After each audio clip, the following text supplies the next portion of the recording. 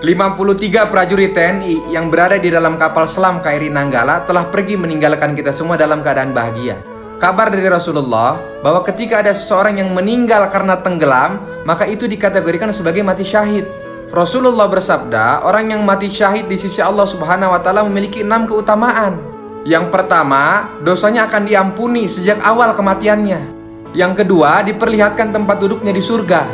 Yang ketiga, dijaga dari siksa kubur. Yang keempat, diberi keamanan dari ketakutan yang besar saat dibangkitkan dari kubur. Yang kelima, diberi mahkota kemuliaan yang 1 permata darinya lebih baik daripada dunia dan seisinya. Yang keenam, dinikahkan dengan 72 bidadari dan diberikan hak untuk memberi syafaat kepada 70 orang keluarganya. Semoga kita semua juga bisa meninggal dalam keadaan husnul khotimah. 53 orang hebat itu tidak mati. Jiwa-jiwa yang suci dan putih itu masih menjalankan misi patrolinya. Misi terakhir mengamankan lautan bangsaku dalam keabadian, di dalam lautan yang jauh lebih indah.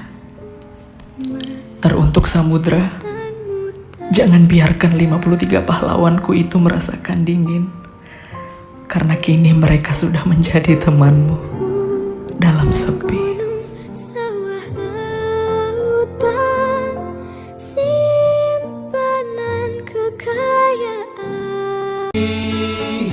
Lewatkan berlalu,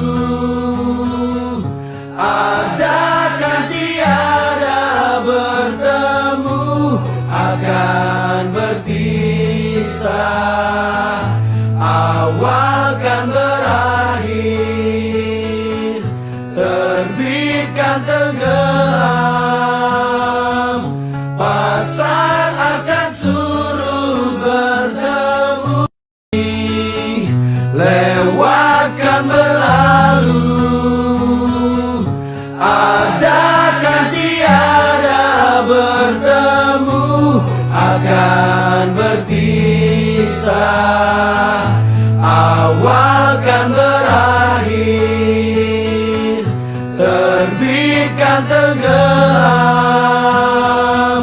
pasang akan suruh bertemu.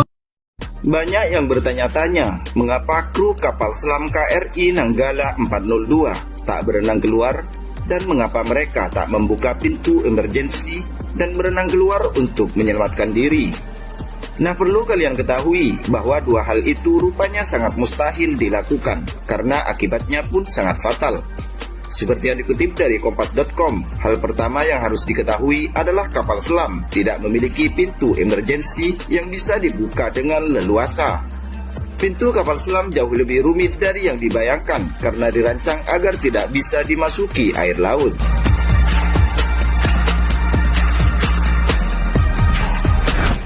Pertanyaannya, bagaimana caranya menyelamatkan diri ketika kapal selam bocor dan seluruh badannya kemasukan air?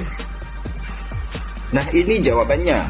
Di dalam kapal selam ada kompartemen penyelamat, di mana bagian tersebut tidak bisa dimasuki air karena memiliki sistem isolasi, walau bagian lain dari kapal selam telah bocor.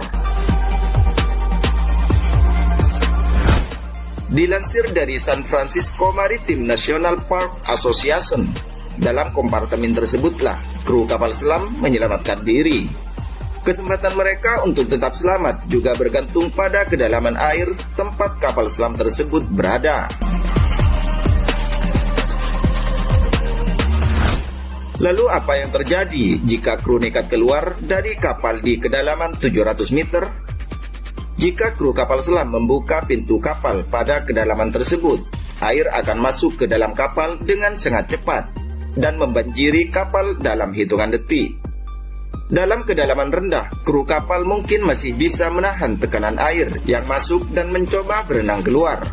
Namun di kedalaman 700 meter, kondisi air tidak seperti yang dirasakan di kolam renang.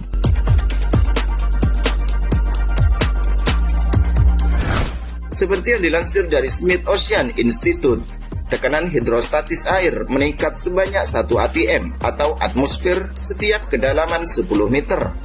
Jika tekanan di udara adalah 1 atm, maka tekanan di kedalaman 700 meter adalah 70 atm.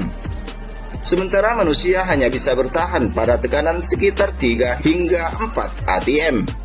Berenang dalam air laut di kedalaman 700 adalah hal yang tidak mungkin bagi manusia.